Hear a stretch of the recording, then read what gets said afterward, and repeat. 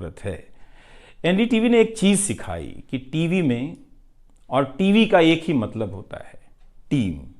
एंकरों के स्टार बनाए जाने के बाद यह धारणा टूट गई, मगर आज भी टीवी के बुनियाद में यही है कि जितनी अच्छी टीम होगी उतना अच्छा काम होगा। अभी इस बात को यहीं रहने देता हूं, कभी किसी और वक्त के लिए, तब जब आप भावुक ना हों, तब जब मैं भावुक ना हूं कि एनडीटीवी छूट रहा है। अगस्त 1996 में एनडीटीवी से औपचारिक रूप से जुड़ा था। अगस्त 1996 में ट्रांसलेटर के रूप में, अनुवादक के रूप में। लेकिन उसके पहले कई महीनों तक मैं यहाँ चिट्ठियाँ छांटता रहा। बोरे में चिट्ठियाँ आती थीं और मेरे पास रख दी जाती थीं। तब दर्शक पोस्ट बॉक्स में चिट्ठियाँ भेजा करते थे।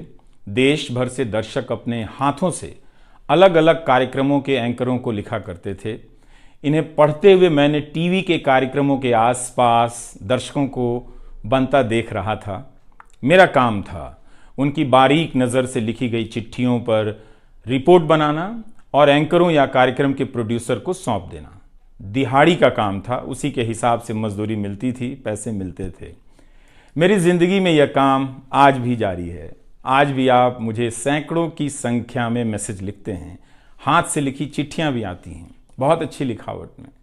मैं ज़्यादातर मैसेज पढ़ता भी हूँ और सभी के नहीं तो बहुतों के जवाब देने की कोशिश करता हूँ। कई बार तो अपनी निराशा भी आपसे साझा कर देता हूँ। मैं आपके बीच आकर अपने मन का भाव नहीं छिपाता, क्योंकि मैं आपके बीच बताने के लिए आता हूँ।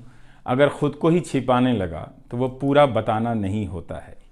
मुझे तो लगता है कि कई हजार दर्शकों के पास मेरे लिखे हुए जवाब होंगे। उंगलियों में दर्द रहने के कारण इन दिनों जवाब देना कम कर दिया है।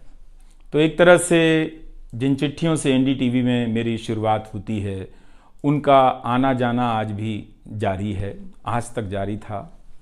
वो काम आगे भी जारी रहेगा, लेकिन इतने सारे सुझावों, जवाबों, अपेक्षाओं, शिकायतों और डांट के बीच सोना, जागना और जीना मुझे आपके हवाले करता चला गया। मैं खुद के पास तो रहा ही नहीं, आपके बीच गया तो घर ही नहीं लौटा।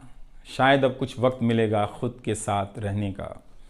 आज की शाम एक ऐसी शाम है जहां चिड़िया को उसका घोंसला नज़र नहीं आ रहा, क्योंकि कोई और उसका घोंसला ले गया है।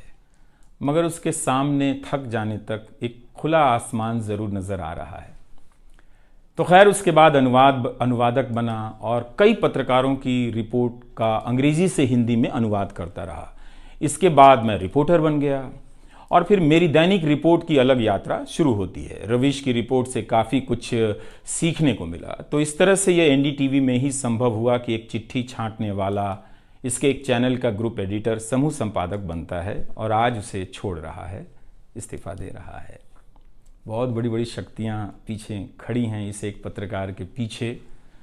तो स्वाभाविक है कि ये नौबत आनी थी, इसका अंदाज़ा मुझे पहले भी था। लेकिन जिस दिन आता है उस दिन अच्छा तो नहीं लगता है।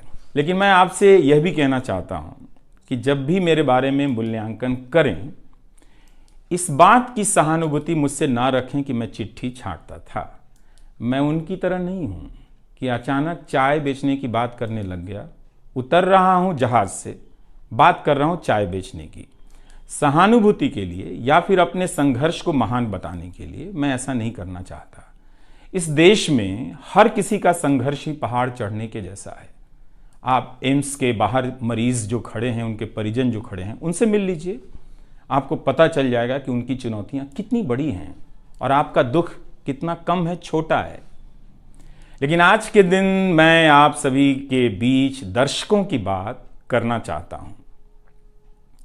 इस दौर में कुर्सी पर बैठे किरदारों को टूटते हुए देखा, सबने देखा। संस्थाओं को भस्म होते देखा, आपने देखा। नफरती तूफान में लोगों को भटकते देखा। मगर मैंने इसी दौर में एक नई संस्था भी बनते देखी है। वह संस्था है जनता की संस्था, दर्शकों की संस्था।